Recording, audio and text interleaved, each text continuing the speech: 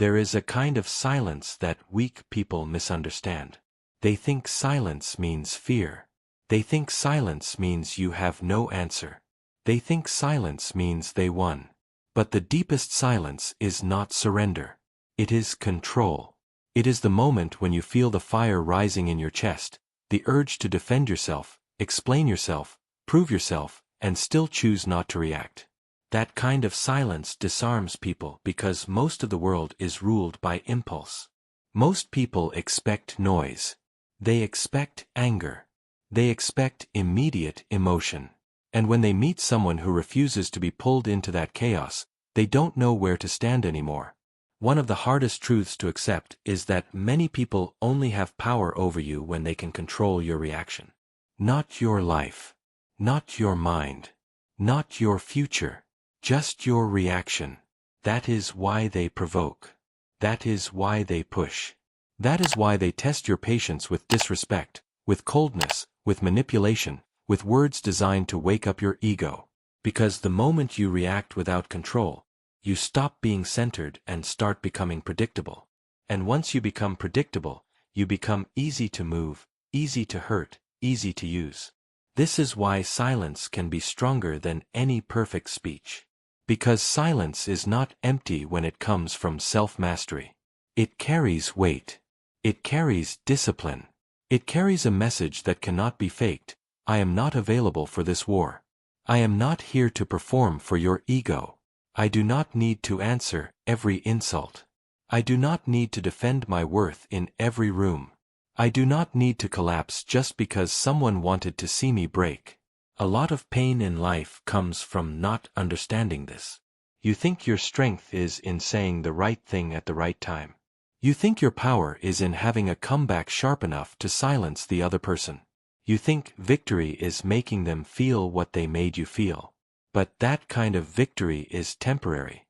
It may satisfy your pride for a moment, but it keeps your peace tied to other people's behavior.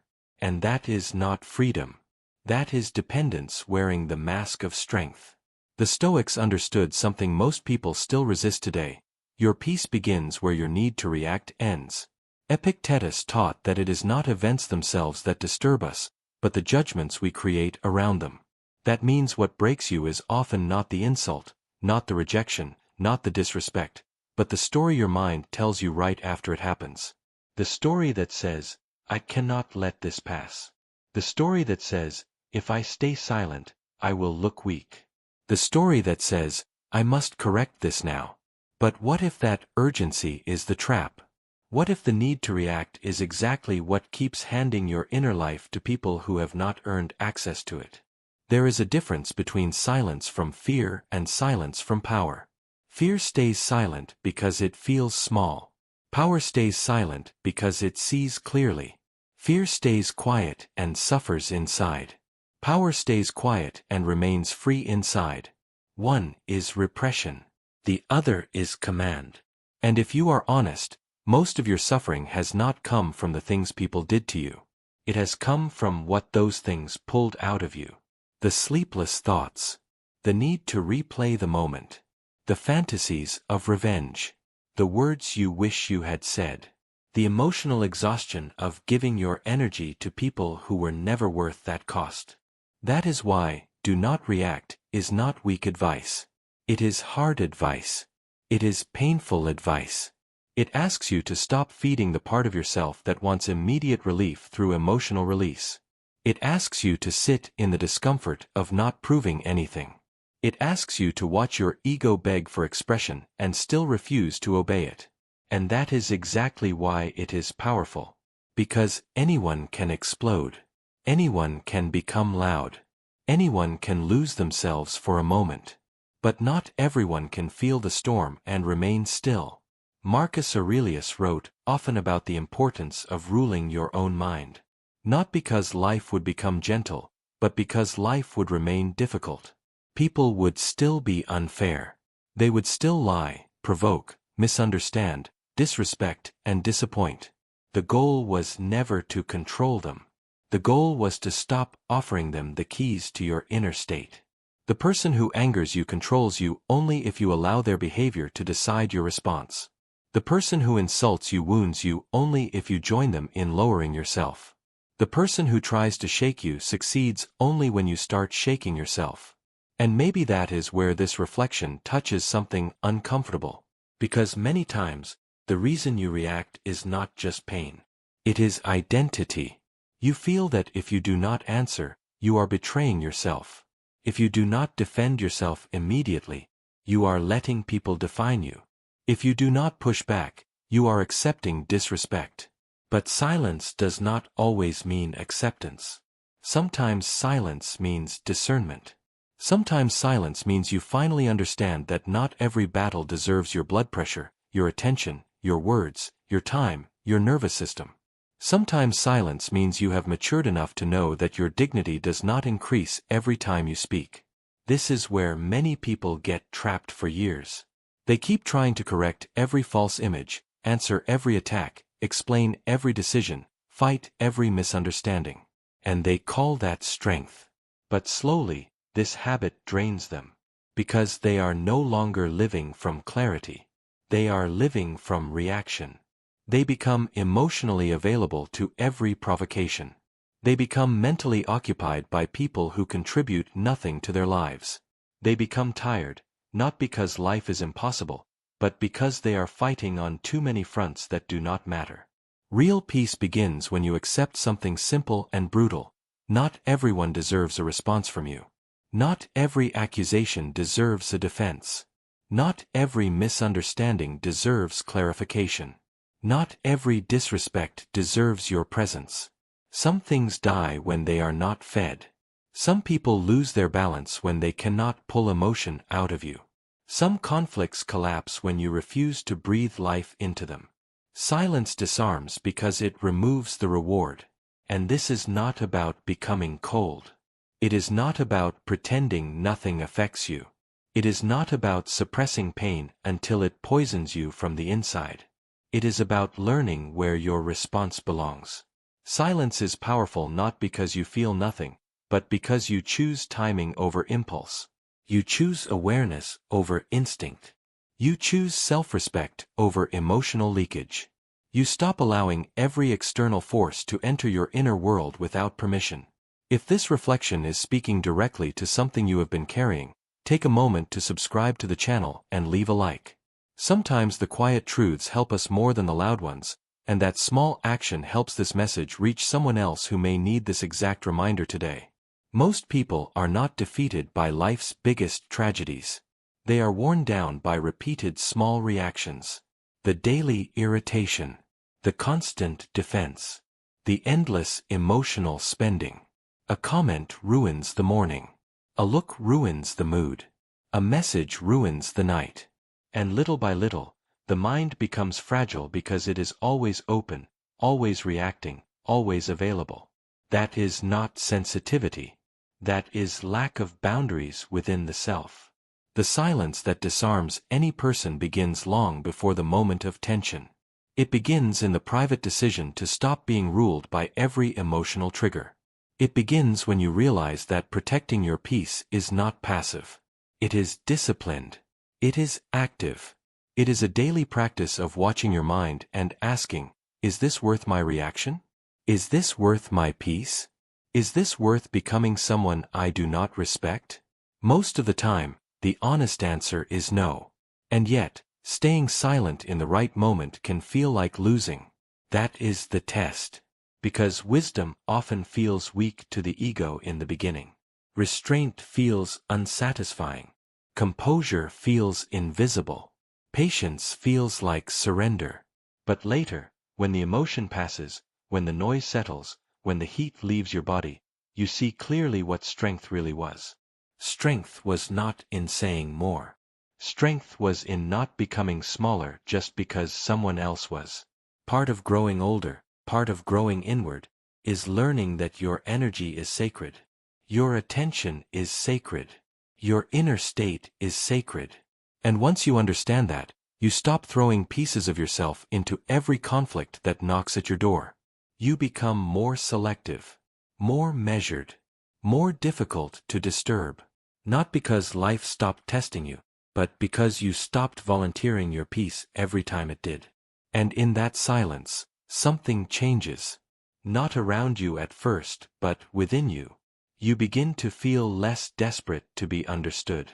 Less hungry to be validated. Less eager to be right in front of people committed to misunderstanding you. You begin to discover a strange kind of freedom in not reacting. A freedom that does not shout. A freedom that does not need applause. A freedom that simply remains. That is where real strength starts. The moment you stop reacting to everything, you begin to see people more clearly. That alone changes your life. Because reaction blurs vision. Emotion makes you rush to conclusions, rush to defense, rush to pain. But silence gives you distance. And distance reveals truth. You start noticing who is trying to provoke you, who is trying to use your emotions, who is hoping to make you lose balance, and who only had power as long as you stayed emotionally available. A calm mind sees what an agitated mind can never see. This is why inner discipline feels lonely at first. When you stop reacting, some people become uncomfortable. They were used to easy access to your energy. They were used to pressing one emotional button and getting a predictable result. They were used to your explanations, your frustration, your need to clear things up. And when that stops, they feel the loss of control. Not because you became cruel, but because you became less reachable by chaos. That is a difficult shift for many people to accept. Because once you begin protecting your peace, you also begin disappointing those who benefited from your lack of it. The version of you that reacted quickly was easier to influence. Easier to guilt. Easier to confuse. Easier to pull into drama. But the version of you that pauses, breathes, observes, and chooses carefully becomes harder to move. And not everyone will celebrate that. Some will call it distance. Some will call it pride. Some will call it coldness. But often, what they are really seeing is a boundary they can no longer cross. Seneca understood that anger always asks for urgency. It tells you that you must speak now, respond now, punish now, prove now. It makes the moment feel final, as if everything depends on what you do in the next few seconds. But that is almost always an illusion. A mind in heat cannot judge clearly. A wounded ego cannot choose wisely. And a person who is ruled by the immediate moment becomes a servant of every emotional wave. This is why restraint is not delay for the sake of delay. It is protection. It is the refusal to make permanent damage from temporary emotion. Think about how many regrets were born from reaction. How many relationships were damaged, not because the pain was unreal, but because the response came before understanding. How many situations became worse because someone could not sit with the sting of the moment? How many nights were lost replaying words that should never have been said? And how many times did you not suffer because of what happened, but because you gave the moment more force than it deserved? Silence creates space between the event and the response. And in that space, your freedom lives. That space is where you remember that someone else's disrespect does not require your self-betrayal. That space is where you realize that being offended is not the same as being harmed. That space is where you begin to understand that your dignity can remain untouched even when someone speaks to you from their own confusion, insecurity, or bitterness. Not everything that comes toward you deserves to enter you. Not every word deserves a home in your mind. This is one of the quietest forms of maturity, learning not to swallow every emotional poison that is offered to you. People hand out their anger, their projections, their bitterness, their envy, their frustration, and if you are not careful, you accept it as if it belongs to you. You start carrying moods that were never yours. You start defending yourself against accusations that came from someone else's pain. You start explaining yourself to minds that were never trying to understand. And in that process, you become exhausted by battles you did not need to fight. The Stoic mind asks a harder question. Not, how do I win this moment? But, what kind of person do I become if I let this moment rule me? That question changes everything. Because suddenly the issue is not the insult, not the tension, not the offense. The issue becomes your character. your command over yourself. Your ability to remain aligned with your values even when someone else abandons theirs. That is the real test. Anyone can be calm when life is gentle. But when you are misunderstood, challenged, dismissed, or disrespected, that is when your inner work is revealed. And the truth is, some people are waiting for you to abandon yourself. They are waiting for you to lose your center. They are waiting for your frustration to make you sloppy. That is why silence is so disruptive. It interrupts the script. It denies them the version of you they were hoping to provoke. It leaves them facing themselves instead of managing your emotions. And many people do not know what to do when they can no longer pull noise out of your spirit. But silence does something even more important than disarming others. It protects you from becoming someone you later have to forgive. There is a deep pain in betraying your own values just because someone else lost theirs. There is a heavy emptiness in realizing you lowered yourself for a moment that did not deserve it. And sometimes the greatest victory is not that you changed the outcome, but that you kept your integrity untouched while the storm passed through. This does not mean you never speak. It means your words no longer come from panic. They come from clarity. They come later, cleaner, steadier, more precise. Silence is not the absence of strength. It is the training ground of strength. It teaches you to separate feeling from action, to honor emotion without obeying it, to listen to the first surge within you without turning that surge into destiny. Because many people confuse authenticity with immediate expression. They think being real means saying exactly what they feel the moment they feel it. But that is not always honesty. Sometimes that is just lack of mastery. Sometimes the truest thing you can do is wait until your emotion is no longer driving the wheel. Sometimes truth needs calm in order to speak with dignity. And that is why, do not react, is not a command to become numb. It is an invitation to become sovereign. To no longer be a public place where every mood can enter. To no longer be a puppet of every external disturbance. To stop living as if your mind belongs to the last person who upset you. There is a kind of inner authority that begins the moment you realize you do not have to attend every emotional emergency your ego creates. Many people live under constant internal pressure because they think every discomfort requires action. Every awkwardness requires fixing. Every challenge requires proving. Every slight requires response. But a wise mind understands something liberating. Many things resolve themselves when you stop feeding them with your attention. A conflict without your ego often shrinks. A manipulation without your reaction often fails. A provocation without your participation often dies alone. That is why some of the strongest people are not the loudest. They are the ones who can absorb tension without becoming tension. They can feel disrespect without becoming disrespectful.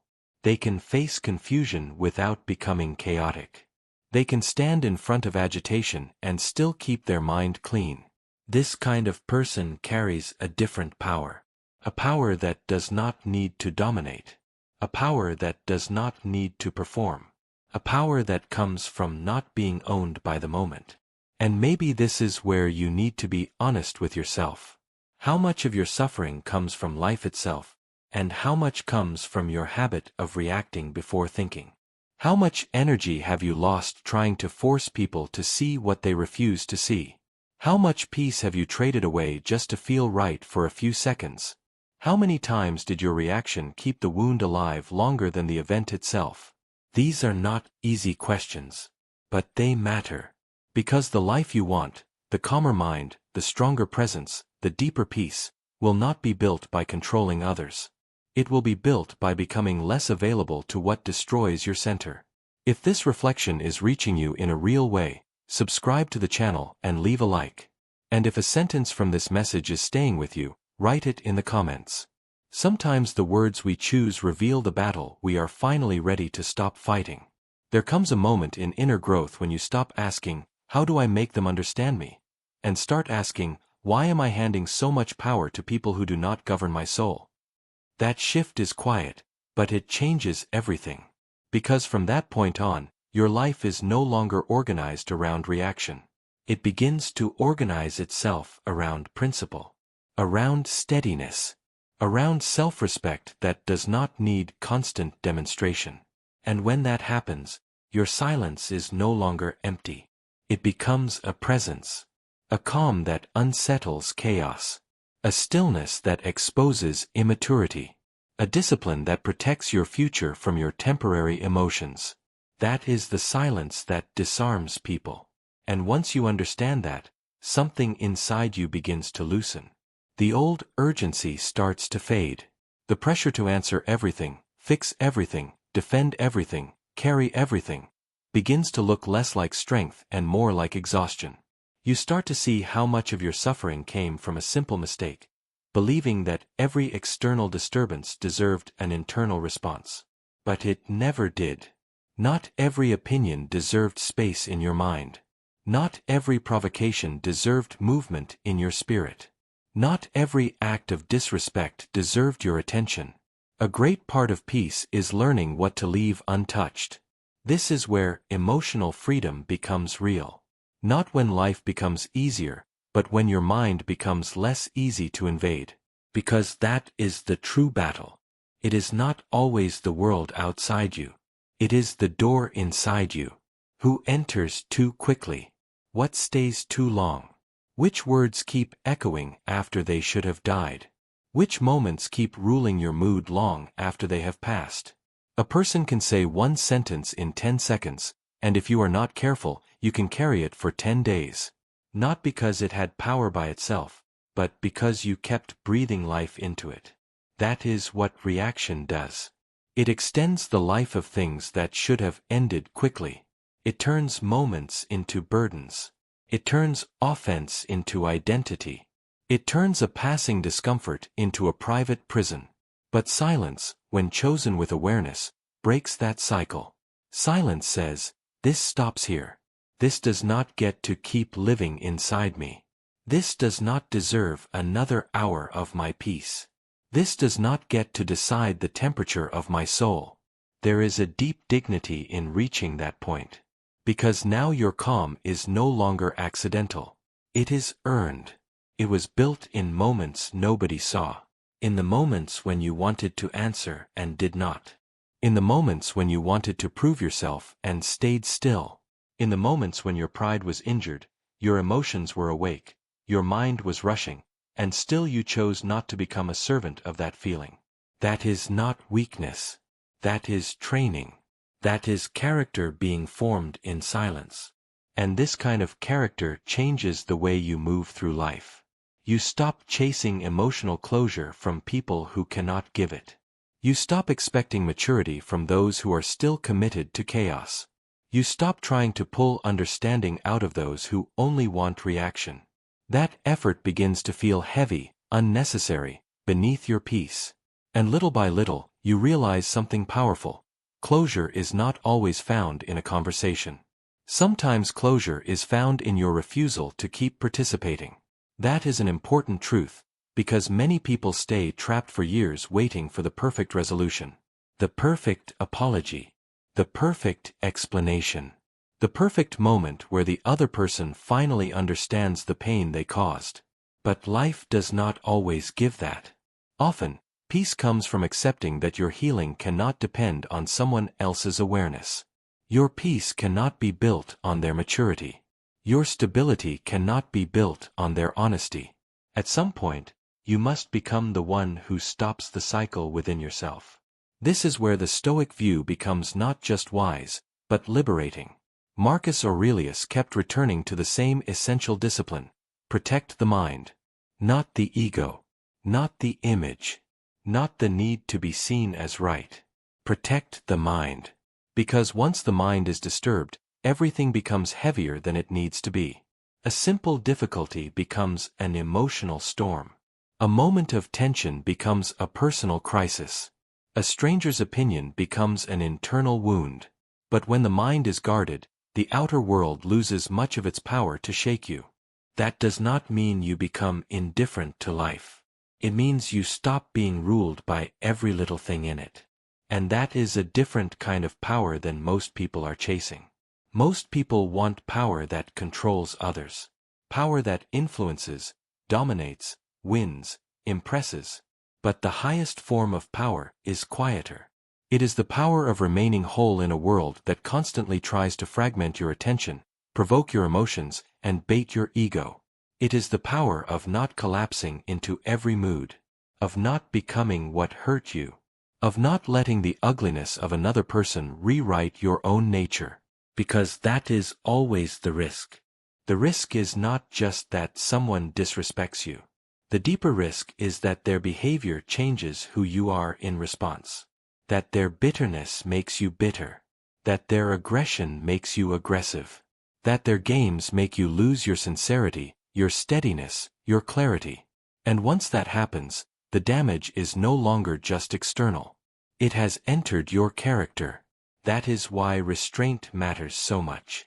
It protects not only your peace, but your nature. There are people who will never understand this. They will think calm means passivity. They will think silence means defeat. They will think not reacting means you had nothing to say. Let them think that. A great deal of maturity is no longer needing other people to correctly interpret your strength. The tree does not explain its roots. The ocean does not explain its depth. And a disciplined mind does not need to announce its power to have it. In fact, one of the clearest signs that you are growing is that you become less interested in appearances and more committed to inner order. Less interested in winning moments and more committed to protecting your state. Less interested in being admired and more committed to being unshaken. Because admiration comes and goes. Attention comes and goes. People's opinions rise and fall like weather. But the condition of your inner life, that is what shapes your days, your decisions, your sleep, your relationships, your future. So ask yourself honestly, how many times have you abandoned your peace just to defend an image? How many times have you spoken from ego and called it truth? How many times have you let someone pull you into a version of yourself that did not even feel like you? These questions matter. Because every reaction is not just a moment. It is practice. And whatever you practice, you strengthen. If you practice impulsiveness, you strengthen impulsiveness. If you practice offense, you strengthen offense. But if you practice stillness, if you practice pause, if you practice choosing your response instead of surrendering it, then slowly, quietly, you become someone the world has a harder time disturbing. And that may be what you need more than anything right now. Not more control over people. Not more perfect words. Not more ways to win arguments. Maybe what you need is a mind that does not rush toward every disturbance. A presence that does not tremble every time life becomes uncomfortable. A silence that protects you from your own impulses as much as it protects you from the world. Because in the end, not reacting is not about other people. It is about you. It is about the life you want to live inside yourself. A life with less noise, less emotional waste, less regret, less dependence on being understood by everyone, more clarity, more command, more peace that does not need permission. And from that place, even when you do speak, your words change. They become rarer, but stronger, softer, but clearer, less emotional, more truthful.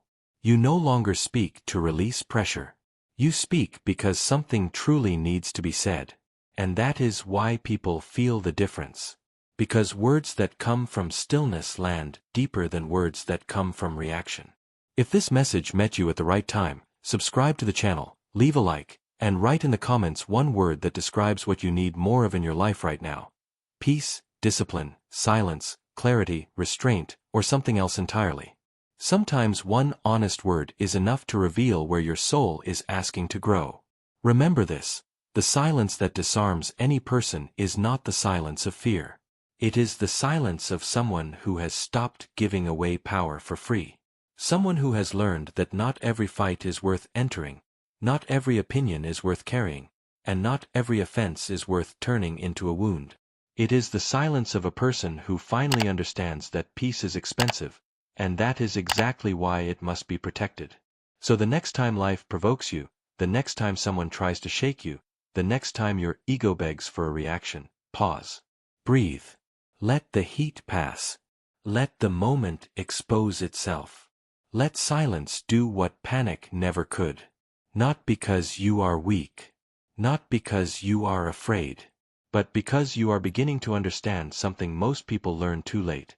The moment you stop reacting to everything, you start belonging to yourself again. And maybe that is the real victory. Not that you defeated another person. Not that you had the last word. Not that you proved your point. But that you kept your mind. That you kept your dignity. That you kept your peace. Because maybe the true power in life has never been in controlling everything that happens around you, but in learning, with patience and discipline, how to control the way you respond to each moment. And when that lesson finally becomes real inside you, silence is no longer empty. It becomes freedom.